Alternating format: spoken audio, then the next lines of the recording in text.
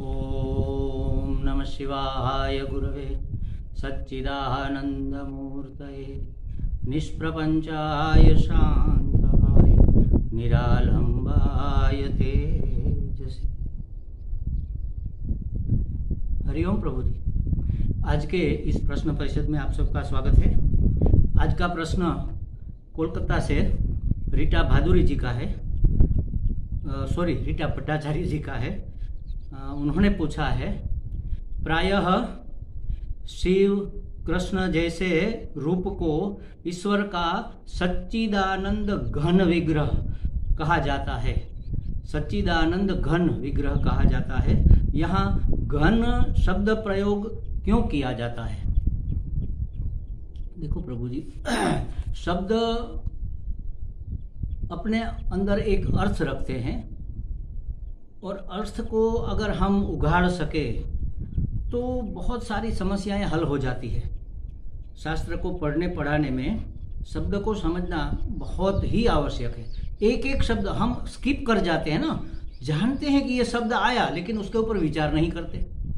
देखो यहाँ सत चित्त आनंद घन, घन का मतलब है सॉलिड, ठोस, नक्कर, ऐसा नक्कर कि जिसमें बिल्कुल जगह ना हो, अंदर और कोई चीज अंदर घुस सके ऐसी जगह ना हो।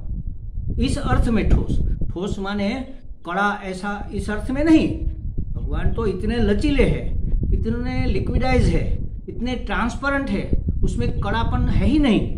लेकिन यहाँ ठोस का अर्थ, यहाँ घन का अर्थ है लेश मात्र भी अन्य किसी के लिए जगह नहीं है।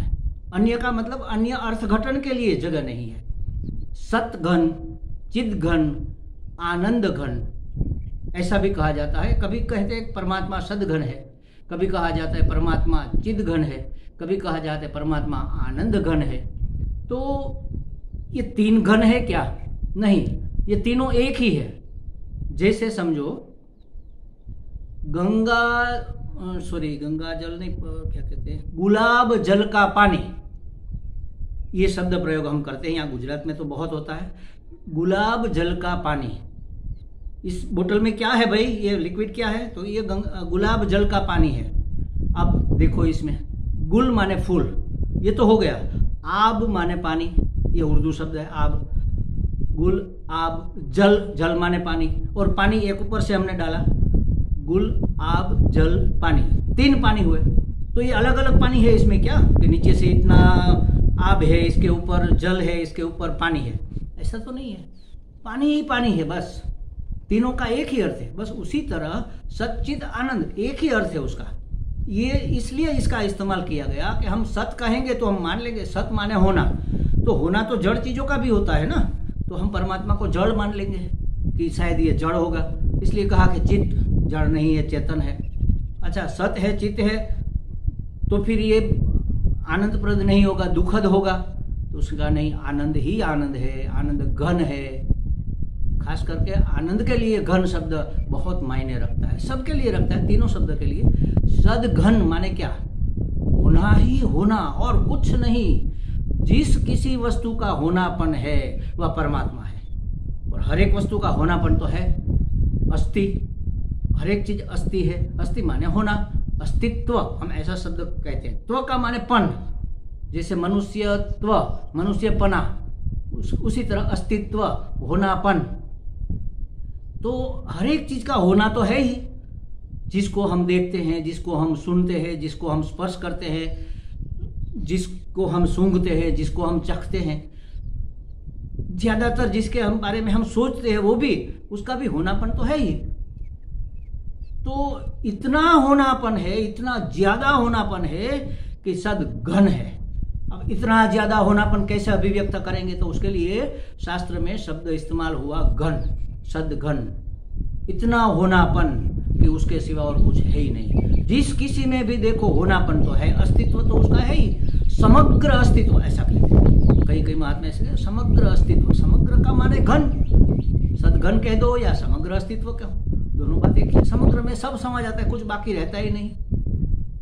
तो उसी तरह चिदघन, प्रकाश ही प्रकाश, प्रकाश माने ज्ञान, ज्ञान ही ज्ञान है, बोध ही बोध है, हर एक चीज बोधप्रद है, हमें बोध प्रदान करती है। जैसे समझो ये एक अर्थ में लेते हैं, श्रीमद् भागवत के 11वें स्कंध में दत्तात्रेय का चरित्र आता है। अब उसके तो 24 गुरु थे और हम एक गुरु से दूसरे गुरु में जाने के लिए संकोच करते हैं और हम सोचते हैं कि हमें पाप लगेगा, हम गुरु बदल दिया। अरे बदलना कहाँ पर है, उसको भी गुरु रखो, इसको भी करो, इसमें क्या दिक्कत है। जो भी हमें सिखाए, एक एक कदम कदम पर हर चीज हमें कुछ ना कुछ सिखाती है, बोध देती है। तो हर चीज हमारे गुरु है। ठोकर लगी, ठोकर भी हमारी गुरु है। संभलना सीखो, जागृत रहना सीखो, सजग रहना सीखो, सब तो उसके 24 गुरु थे। तो हर वस्तु से उसने कुछ ना कुछ सीखा, इवन सांप से भी सीखा, देख लो, तो वहां से भी उसको बोध मिला। तो हर चीज हमें बोध देती है। देती कब है, कोई वस्तु हमें कोई कब देगा, जब उसके पास होगा तभी तो देगा। मेरे से आप मांगो कि भाई ये महाराज जी ये हमें दो, तो मैं दूंगा। कब दूंगा, जब मेरे पास होगी। मेरे पास होगी ही नहीं तो मैं कैसे दूंगा। तो हर चीज हमें बोध देती है, माने क्या, हर चीज बोधवान है, ज्ञानवान है, चैतन्यवान है, सजग है और चेतन है। चेतन है माने अपने को भी जानती है, हमें भी जना सकती है। जिसको हम जड़ कहते हैं उसको हम चेतन नहीं कहते, लेकिन चैतन्य जिसमें है उसको चेतन कहेंगे। वहां चैतन्य तो है लेकिन अभिव्यक्त नहीं हो रहा है। तो हर चीज हमें, तो इसलिए कहा चिद्घन और आनंद घन। अब ये देख लो, ये बहुत महत्वपूर्ण शब्द है। आनंद घन है परमात्मा, उसमें तो दुख का नाम ही नहीं है। और हरेक वस्तु का अगर अस्तित्व है तो हरेक वस्तु चित्तप्रद है, बोधप्रद है, तो हरेक वस्तु आनंदप्रद होनी चाहिए, होनी ही चाहिए। अगर तीनों शब्द का अर्थ एक ही है, एक ही वास्तविक वस्तु के प्रति वो इशारा करती है, तो हरेक वस्तु आनंदप्रद होनी चाहिए। और है भी, शास्त्र कहता है। एक बच्चा हो जाओ आप, फिर आपको लगेगा कि हाँ, एक छोटा बच्चा 2-3 साल का बच्चा, देखो उसको क्या क्या चीजें आनंद देती है। उसको कंकड़ पत्थर भी आनंद देते हैं, उसको बीनता रहता है। शंख छिपले भी आनंद देते हैं, उसको छोटी सी चिड़िया भी आनंद देती है, उसको छोटा सा पौधा भी, एक पत्ता, पेड़ का एक पत्ता भी आनंद देता है उसको। अरे छोड़ जो है छोटा सा, उसका पत्ता भी उसको आनंद देता है। बेल बूटे सब आनंद है। अरे हवा आ रही तो वो ऐसे करके हाँ खुश होता है, हवा भी उसको आनंद देती है। हमने तो आनंद प्राप्त करना ही गंवा दिया है, भूल गए हम। देख लो महाराज, सुबह में उठकर अपने टेरेस पर जाओ या अपने विंडो पर खड़े रहो, आंखें बंद करके, हवा आ रही है, उसका स्पर्श हो रहा है, कितना आनंदप्रद है। देखो कोई एक आपके घर में गमले में कोई पौधा है, उसमें से एक छोटा सा पत्ता निकला है, वो बिल्कुल हरा हरा नहीं होगा, थोड़ा गुलाबी सा होगा, थोड़ा लाइट ग्रीन होगा। उसको देखो जरा, आपको इतना आनंद आएगा, अरे ये कितना चिकना चमकीला और कितना इसका कलरफुल है, वो आनंद देगा। लेकिन हमारे पास टाइम कहाँ है, हम तो भागे जा रहे हैं, कहाँ जा रहे हैं पता नहीं, आंखें मूंद कर भागे जा रहे हैं, जिंदगी भागी जा रही है। एक दिन आएगा, बस चले गए, क्या हुआ, क्या किया, कुछ नहीं किया, मनुष्य जन्म गवा दिया। अरे महाराज, जिंदगी मिली है, अपने आप को जानो, परमात्मा को जानो, जगत को जानो, हर एक चीज का आनंद उठाओ। ऐसा कहते कि वहां पर आनंद है, आप चाहो तो उठा लो, आप नहीं चाहो तो मत उठाओ। इतना आनंद भरा पड़ा है इस सृष्टि में, इस समष्टि में, कि और किसी चीज के लिए, माने कि दुख, पीड़ा, विषाद, शोक, उसके लिए जगह ही नहीं है, बिल्कुल जगह नहीं। आनंद घन परमात्मा कैसा है, आनंद घन है। तो आनंद घन है, एक ये अर्थ हुआ। एक ही अर्थ ये भी होता है कि आनंद ही ले लो, आनंद घन है माने उसके सिवा और कुछ है ही नहीं। तो परमात्मा कहाँ पर है, जहां जहां जो है सब परमात्मा है, क्योंकि सब आनंदप्रद है, सब बोधप्रद है, सब अस्तित्ववान है। सब अस्तित्ववान माने सब परमात्मा है। परम का अर्थ ही यही होता है ना, परम माने सब जिसके भीतर आ जाए, इसके बाहर कुछ रह ना पाए, उसी को कहते परम। ब्रह्म भी उसी को कहते, बृहत्वात् ब्रह्म, बड़े से बड़ा, कितना बड़ा। देखो, और किसी चीज के लिए हम जब बड़ा कहते हैं ना, तो अपेक्षा से सापेक्ष बड़ा कहते हैं, किसी की तुलना में बड़ा कहते हैं। पहले भी मैंने एक बार कहा था, जैसे गांव, छोटा छोटा गांव होता है, उसमें हाथी आता है तो लोग सब देखने के लिए निकलते हैं।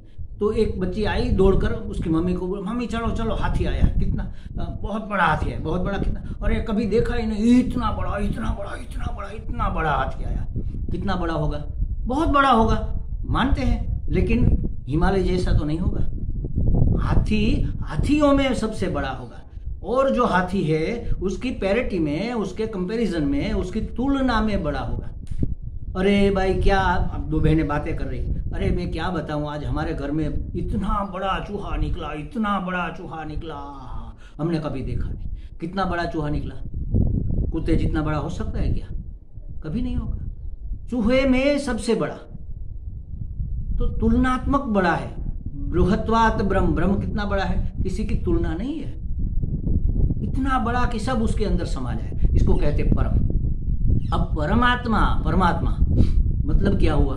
सब उसके अंदर समा जाता है। और परमात्मा के लक्षण क्या है? उसके स्वरूप लक्षण कैसा है? उसका स्वरूप सद है, चिद है, आनंद है। और कैसा सत है? सद घन है, चिद घन है, आनंद घन है। और कोई एक तिल मात्र रखने की जगह नहीं है, एक सोई की नोक के बराबर भी उसमें खाली जगह नहीं है, होल नहीं है कि अंदर कोई और चीज घुस सके। तो इसलिए हमारे भगवान को, ईश्वर को, परमात्मा को घन कहते हैं। चिद घन, सदघन, आनंद घन, सच्चिदानंद घन, सच्चिदानंद घन परमात्मा। और वो कैसा है? अखंड है, उसके खंड नहीं है, टुकड़े नहीं है, टुकड़े हो गए तो बीच में जगह होगी। अखंड, और यहाँ पर थोड़ा ज्यादा, यहाँ पर थोड़ा कम, ऐसा नहीं।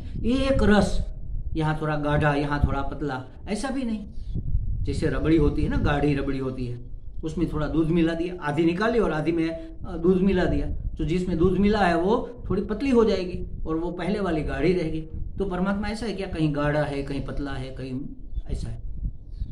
एक रस, अखंड एक रस, सच्चिदानंद घन, ऐसे है परमात्मा। ये हमारे परमात्मा है। और किसी संप्रदाय में परमात्मा की, ईश्वर की आपको ऐसी व्याख्या मिलेगी ही नहीं। वो तो मर्यादित होंगे, लिमिटेड होंगे। अगर वह मर्यादित है तो क्या देंगे हमें? मर्यादित ही देंगे। जो अमर्याद है वही हमें अमर्याद वस्तु दे सकते हैं। हमें आनंद चाहिए, सुख चाहिए, कितना चाहिए? अरे कितना क्या, हमारा चाहिए ही चाहिए, बस चाहिए ही चाहिए। कब कब चाहिए? अखंड चाहिए, कभी टुकड़े नहीं होने चाहिए। एक रस चाहिए, अखंड एक रस आनंद। ये हमारे परमात्मा हमें देते हैं, क्योंकि वह आनंद स्वरूप है, आनंद घन है। वो और कुछ दे ही नहीं सकते ना। परमात्मा सुख के सिवा, आनंद के सिवा कुछ दे ही नहीं सकते, उसके पास और कुछ है ही नहीं। हमारे स्वामी जी कहते ईश्वर कृपा के सिवा और कुछ कर ही नहीं सकता, क्योंकि उसके पास एक ही चीज है, कृपा। वो कृपा करेगा, बस ओनली कृपा करेगा। हम उसको ग्रहण नहीं कर पा रहे क्योंकि हमारे बर्तन में ऐसे छेद है। वो देता तो है लेकिन निकल जाता है। छलनी लेकर बाजार में खड़े रहेंगे बारिश का पानी लेने के लिए, कितना पानी आएगा उसमें? सब निकल जाएगा।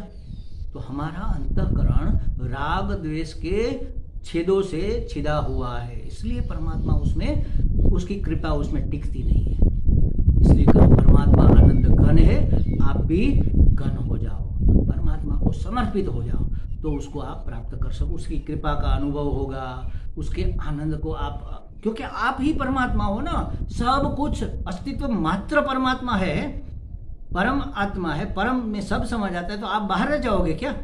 आप भी तो उसके अंदर है, मतलब आप भी सद स्वरूप है, चित्त स्वरूप है, आनंद स्वरूप है। और सिर्फ स्वरूप नहीं, सद घन है, चित्त घन है, आनंद घन है। तो ये है घन शब्द का यहाँ पर अर्थ। हमें लगता है रीटा जी को थोड़ी स्पष्टता हो गई होगी। हरि ओम।